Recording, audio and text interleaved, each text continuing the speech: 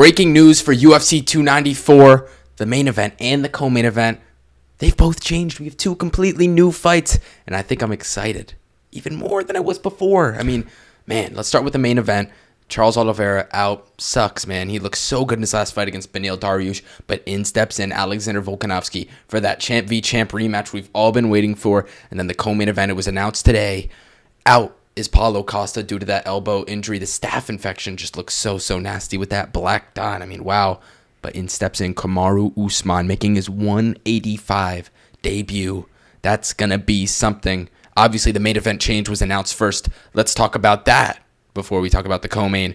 And man, this is going to be so much fun. Islam Makhachev versus Alexander Volkanovski too. However, I just don't see a world where Alexander Volkanovski gets this done. I mean, all the circumstances were in his favor in that first fight.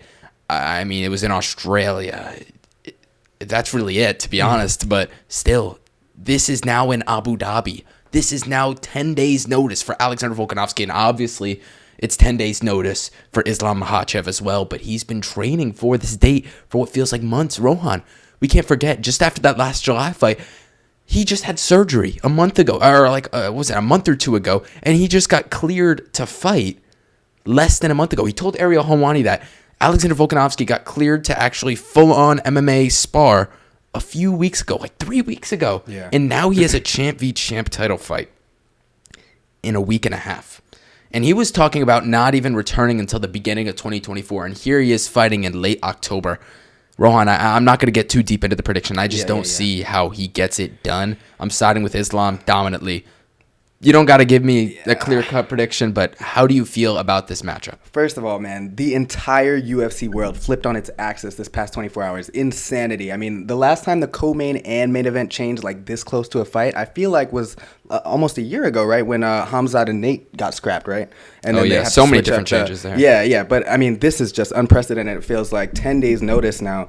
And Alexander Volkanovski, what a freaking G. BMF. Like this guy, I don't know what it is about him. He's one of the real fighters in this sport, man. Like he has one goal, and it's to be the best, and he will stop at nothing to make that a reality. And dude, he has to have this confidence, coming into this fight, taking it on 10 days notice, that he's figured Islam out, right? Because he doesn't take this fight with the risk that's involved here.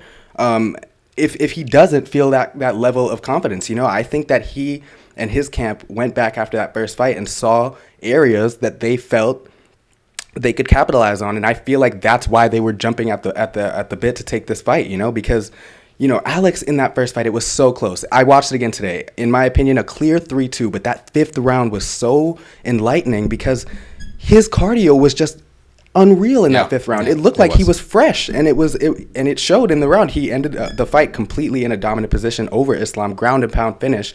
I mean, finish to the fight. He obviously didn't finish him, but I'm saying I think that Alex may have figured things out as that fight progressed. He looked better later on, and I think that could be the case just in the general sense of him figuring out things in Islam's game that he can capitalize on and that he can, expose. And I think that he doesn't take this fight if he doesn't feel that way. Again, I'm not going to give a prediction because we saw the first fight how close it was. These two are the best pound for pound fighters in the world. I think on any day either of them can beat the other.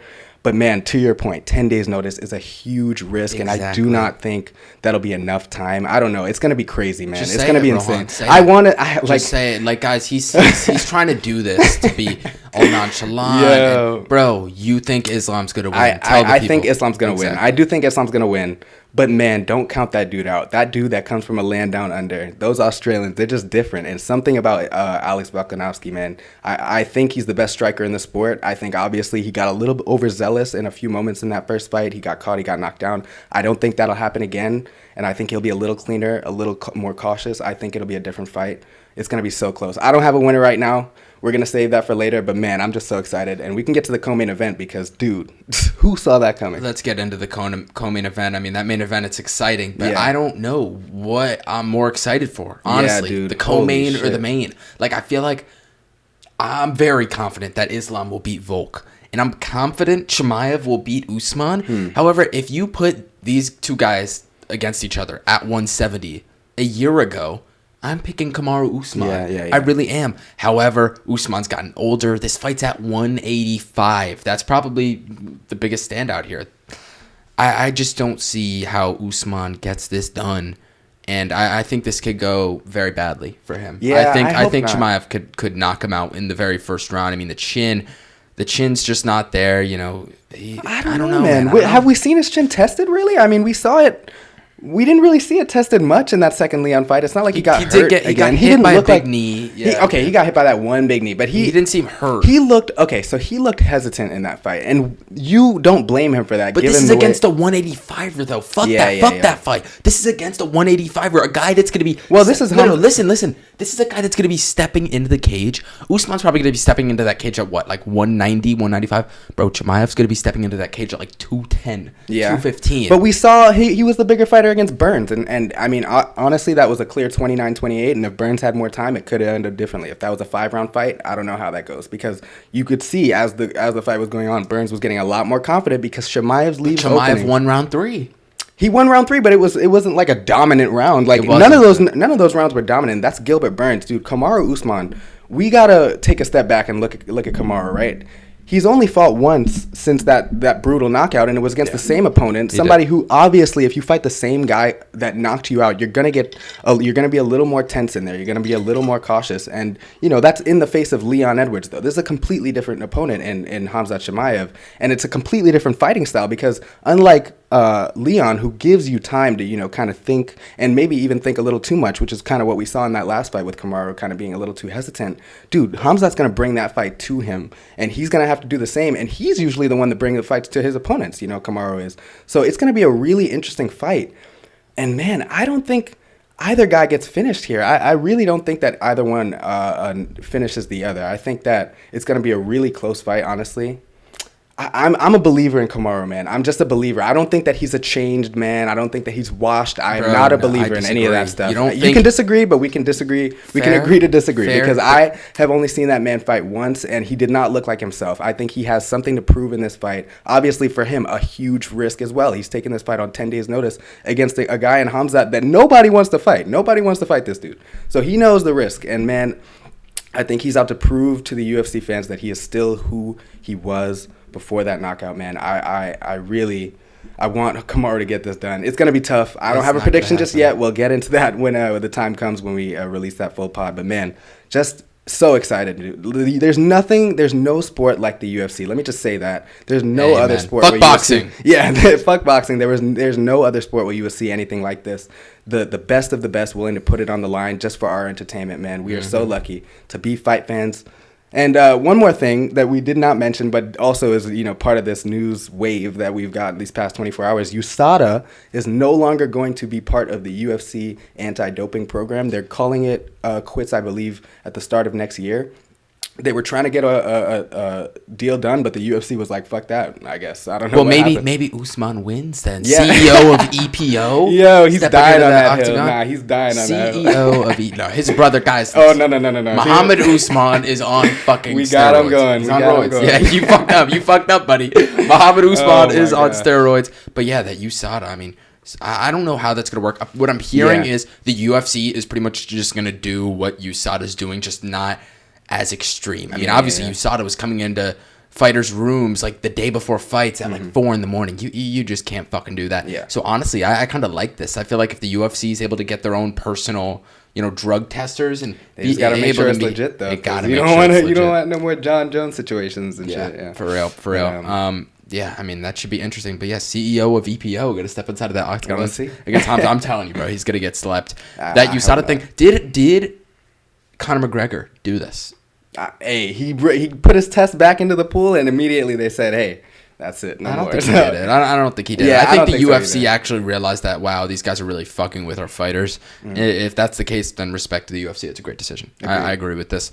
Yeah, I feel like that's all we really got. And any other big UFC news? I mean, the last 24 hours though. Can we just talk about that? Just freaking insane. And as you were saying, UFC, it's the best fucking sport on the planet. You never see shit like this in any other sport where there can be this many groundbreaking changes. And actually, before we wrap, I just want to tell you the odds for the main and the co-main. Yes, do tell me. Islam Makhachev minus 205. Okay. I think that's a hammer spot for those watching the podcast. They're not in the Discord. I think that's a hammer spot, honestly. Again, you got to have a training camp to beat these Sambo guys. And Alexander Volkanovski is going to come into this fight 10 days preparation. I saw he flew out Craig Jones, but Craig Jones for a few days is not going to help you. I think Islam at minus 205 is a hammer spot. And then in the co-main event, Hamzat Chimaev minus 290 on DraftKings to Usman plus 235. And apparently what I'm hearing is that he opened at like on Bet Online. Was it Bet Online? He opened at like minus 130. I don't know. On some sportsbook. I was just seeing this on Twitter. But he was like minus 110.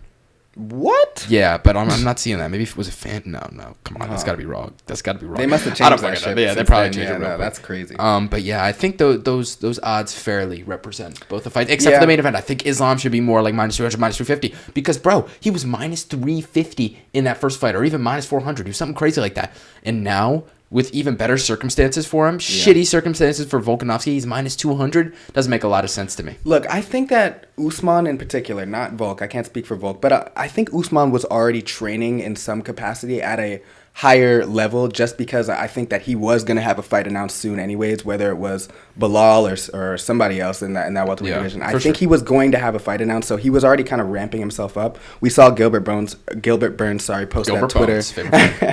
that Twitter video of Kamaru working out in the back. So I think that he's going to be a little fresher than people expect in there. Man, that fight is so fascinating to me, though, just because of the question marks surrounding Kamaru. We haven't seen him again since that last fight. There's so many questions. But, man, I'm just so excited. I'm so excited, and I cannot wait. We are so lucky to be UFC fans. 10 days away from a fucking banger of a card. I cannot wait, my man. Folks, that's all we got for today. We're going to be recording our full card, not full card, but most of the card breakdown for Yusuf versus Allen. So make sure you guys Yusuf.